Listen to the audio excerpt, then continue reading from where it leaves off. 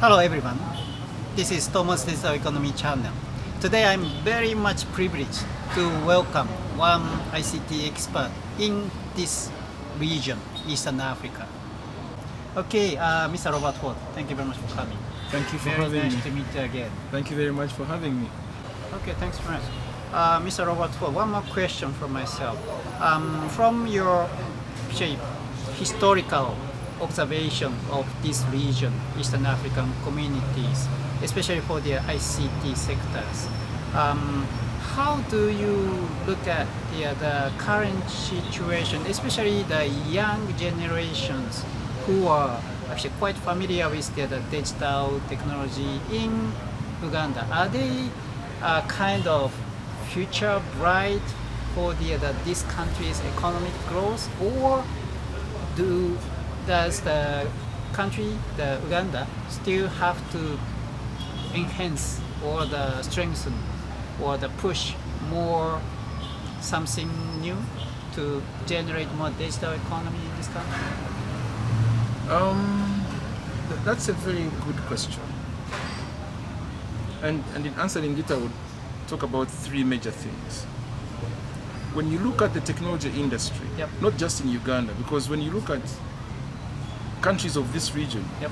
there is a huge homogeneity in terms of our social, economic, and Yep. political setting. Yep. The dynamics are not very, very different apart. So I'll talk about three major challenges, but also talk about a few opportunities.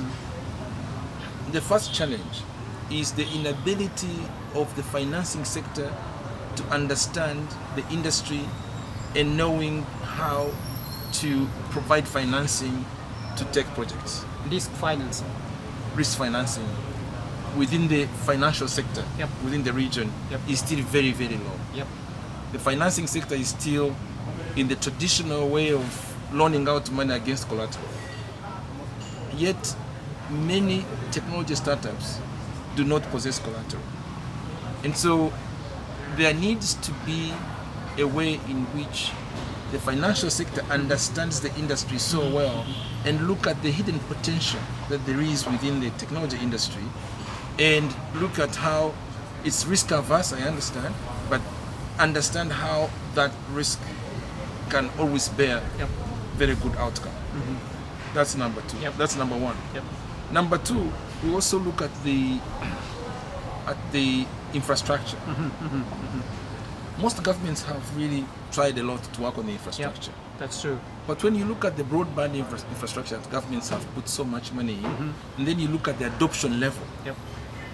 of citizens in adopting the use of Mobile. the broadband infrastructure, Yep. the adoption is very low. But why is Still. it very low? Still. Because the citizens or the communities haven't started producing local content. Yep. When you look at what we're running on broadband, still local content is not fully developed. Yep. I'll give an example. Yep. When you look at a single airline in Japan, JAL, Yep. Japan Airline. the amount of data that Japan Airlines handles in a single day, Yep. the volume of data from the traffic of the airplanes, from the passengers, from the baggage, from the cargo, from the bookings, from the flight itineraries Yep. to manifests data. to it's huge Yep. data. It is. Now, you can't process that data unless you have broadband. Yep. When you look at most of the data being processed in our countries, it is still rudimentary, it's still rupture. Yep. When you go to institutions of higher learning, you find, if you ask two universities in Rwanda, in Uganda, randomly, and say, how many of you have your academic curriculums online, where your students can access everything online? Yep. Very few. Yep. But universities will be having a beautiful website, but they cannot deliver I modules know, online. I know. That's If you looked very at, good point. if you looked at public service, Yep. if you said Ugandan public service, they have a huge amount of public service, from the military to the Air Force to police to teachers to nurses to people who make the functioning of the engine of state become possible. Yep. Many. But if you were to ask the government, do you have one single application that actually manages the government human resource? Yep. From salaries and wages to employment to recruitment to trainings Yep. to maternity leave Yep. to annual leaves Yep. to, and that's big data. But it's still being done in individual Yep. ministries, and then you have files, and then you have a few Excel files that you can put people's names and you can use. Yep. You can query an Excel file to give you, but there isn't a really robust platform where you can singularly manage a national human resource database. So those are the kind of examples Yep. I'm giving you. So, but it's not because there isn't broadband to process that. The broadband does exist, but That's right. those applications to process big data haven't been utilized. That was number two. Yep. Number three Yep. now is talking about the future tech, Yep. the next generation Yep. technology. Yep. When you look at the fourth industrial revolution applications, Yep. AI, Internet of Things, virtual reality, Yep. all these components have come earlier than we were ready to receive them. I see. They are here earlier than we thought they would be. So we are confronted with massive technological advancement that preparing people to absorb this technology is looking like a challenge. Right. Right. And then we are understand. still economies that are still struggling with, day-to-day livelihood.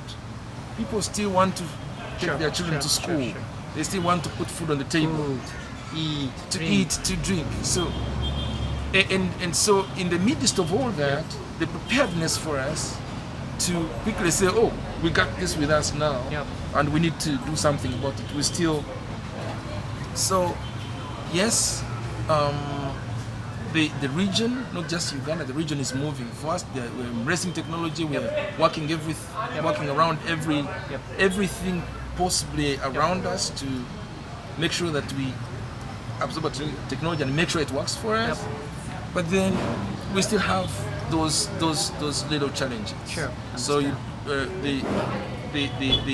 financial That is sector, finance, the financial sector, infrastructure. the infrastructure, and the adoption to the fast-moving Right. technological advancement, especially in the fourth industrial revolution.